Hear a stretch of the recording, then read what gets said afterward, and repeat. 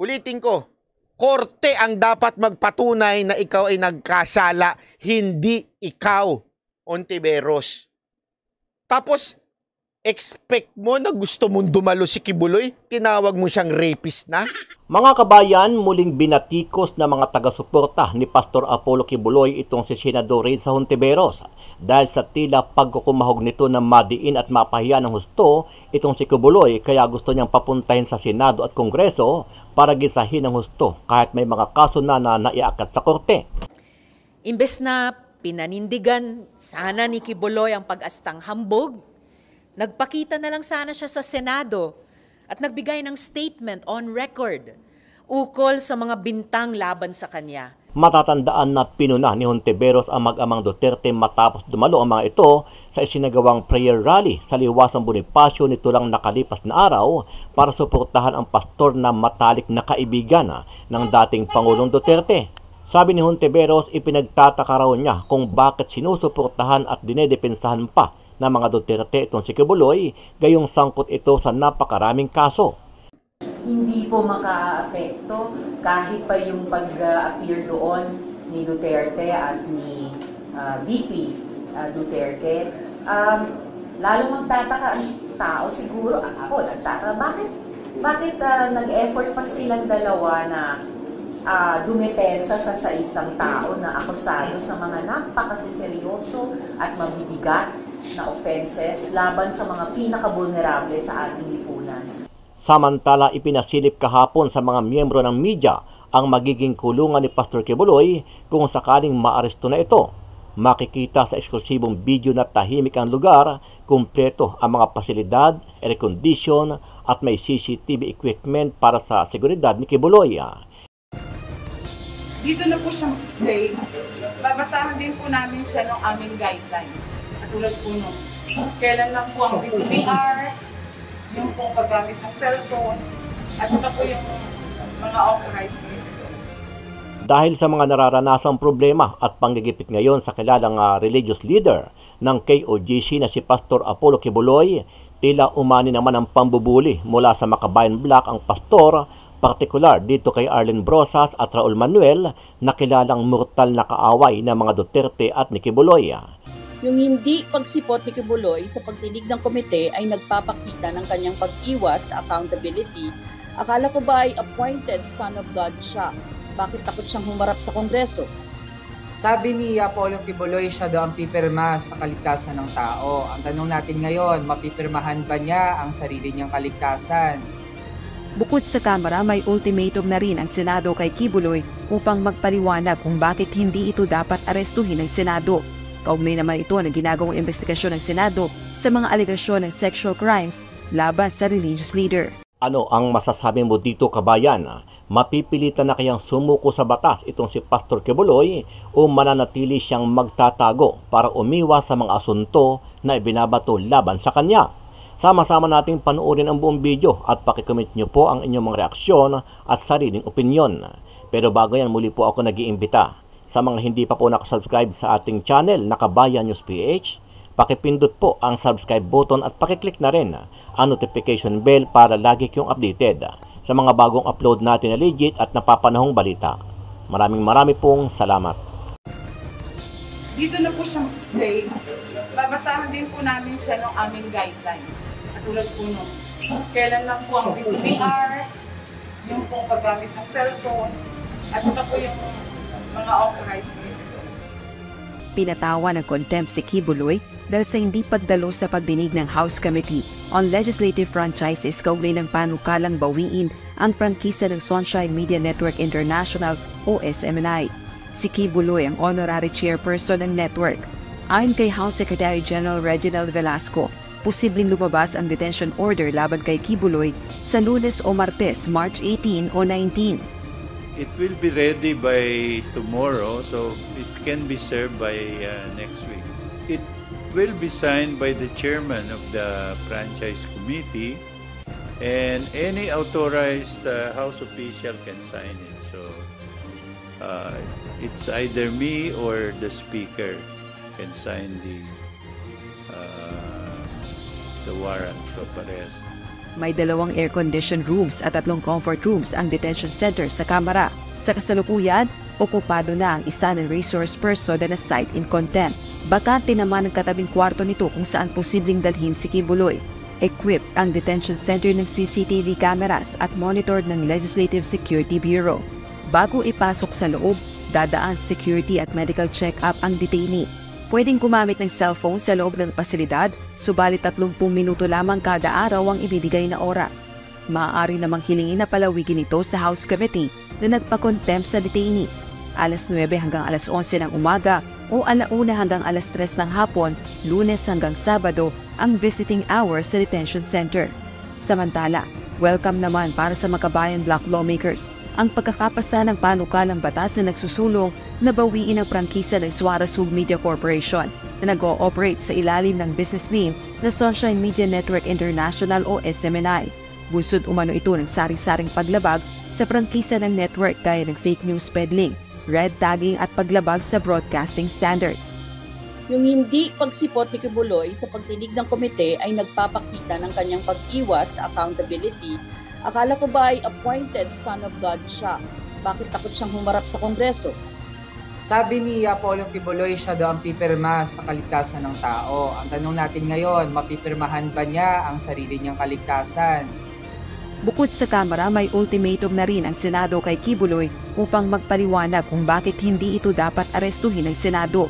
Kaugnay naman ito ng ginagawang investigasyon ng Senado sa mga alegasyon ng sexual crimes laban sa religious leader. Hindi po makaapekto kahit pa yung pag-appear doon ni Duterte at ni VP Duterte. Lalo magtataka ang tao siguro, ako nagtataka, bakit nag-effort pa silang dalawa na dumepensa sa isang tao na akusado sa mga napakasiseryoso at mabibigat na offenses laban sa mga pinaka-vulnerable sa ating lipunan. Nawalan pa ng bahay ang katulad ni Miss Renita dahil di naman bayaran ang mortgage. Yung mga Pakikialaman mo na naman yung gift-giving, love gift nila eh. Ito si Ontiveros, alam mo kaya ka sumasablay? Ontiveros? Kasi pinakikialaman mo yung sistema ng relihiyon nila eh. Uulitin ko hindi ako parte ng relihiyon nila. We may have different belief in giving, pero hindi ko pwedeng kontrahin yun eh. Ganun ang paniniwala nila eh. Yung mga hardinero nga daw, sabi ni Boss Dada, nagtatrabaho doon ng libre. And because they are doing it, alam mo kasi, yan talagang hindi maunawaan ng iba. Maniwala kayo sa akin. Ang hirap unawain yan eh. Lagi ko na itong pinaliliwanag. Meron talagang mga ganyan tao. That they believe in really storing up treasures in heaven.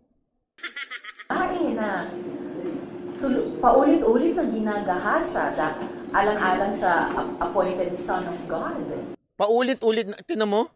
Diyan pa lang sinabi mo ng ginagahasa na ni Quiboloy. You are hiding behind diyan sa hindi ka madedemanda. Di ba? Mantakin mo, sinasabi mo na ngayon na ginagahasa? Guilty na kagad yung mama? Nakita mo ba? Hindi, tanungin kita. Pinad-DNA mo ba yung ni Quiboloy? Para malaman mo na talagang ginahasa? Ulitin ko. Korte ang dapat magpatunay na ikaw ay nagkasala, hindi ikaw, Ontiveros. Tapos, expect mo na gusto mong dumalo si Quiboloy? Tinawag mo siyang rapist na? Sinabi mo, ginahasa. Kinukundin na niya yung pagpunta ni Duterte at saka ni BP Sara doon sa event. Kasi nga daw, nag-effort dito sa ginagahasa. Anak ng wete. Maliho yun. Tama nga yung sinabi dito eh. 7 years tuloy-tuloy na ginagahasa. Nagsabi lang siya ngayon.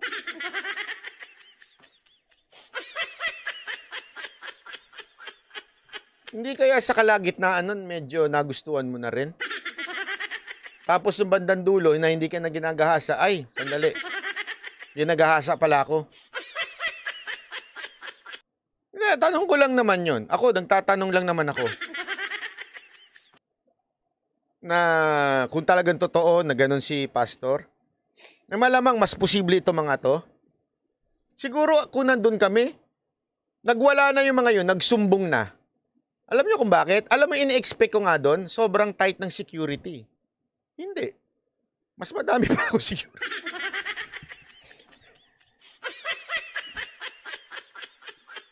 Wala akong biro.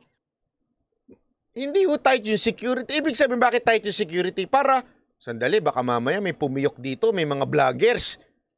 Biglang pumiyok. Biglang merong umamin dito. Kasi ganun yung mga kulto di ba? Yung pinipigilan yung mga membro na magsalita. Yung mga babae doon na magaganda, tuwang-tuwa pa. As in, yung happy sila, nakasmile, amoy mo naman kasi yun eh. Hindi naman tanga kami. Amoy mo yun kung merong, there's something happening here.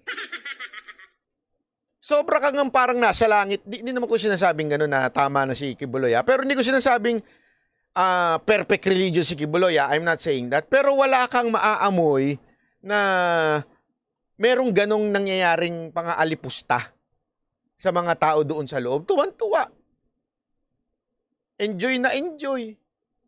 Happy sila. Yung vibes sila napaka-positive. And they are allowed. Actually, hindi ko nga alam na allowed mag-video eh. Kaya hindi ako nag-video. Honestly, hindi ko alam na, akala ko kasi it was somehow private. Tapos alam ko pandarating, kasi pag darating si Pangulong Duterte, talagang kahit na hindi na siya presidente, kasi allowed pa rin ho siya na may PSG, tapos may PSPG pa siya. So, alam ko na it's very secret, hindi naman secret, pero hindi bawal mag-video. Kasi matik na ho sa akin yun eh. Pag may event ako, pupuntahan si Pangulong Duterte, no ang video dyan. Unless ipaalam mo. Okay? So, pag pinaalam mo, okay yun. Dati nga, minamarkahan pa nila yung camera eh. So, ngayon, akala ko talaga hindi allowed mag-video. Eh, yung pala, pwede pala mag-video nung nandun si Pastor Quiboloy. Kaya hindi ako nakapag-video nun. Eh, isipin nyo, kung merong nagaganap na hindi maganda doon sa compound. Kasi alam mo, malikot yung isip ko eh. Hindi po ako tanga katulad nung mga iba. Hindi ko sasabing yung mga vloggers baka akala nyo. Ibig sabihin yung iba na makokontrol mo lang. Ako ho yung tipo ng taong hindi mo makokontrol. Kaya nga ako ganito eh. Totoo. Alam mo, kung may naamoy ako doon na there is something happening here, magsasalita talaga ako. Magsasalita talaga ako. I will not allow that na nangyayari sa harapan ko, nakikita ko na merong kabalastugang nangyayari dito. Tapos tatahimik lang ako dahil kaibigan ko, hindi ko gagawin yun.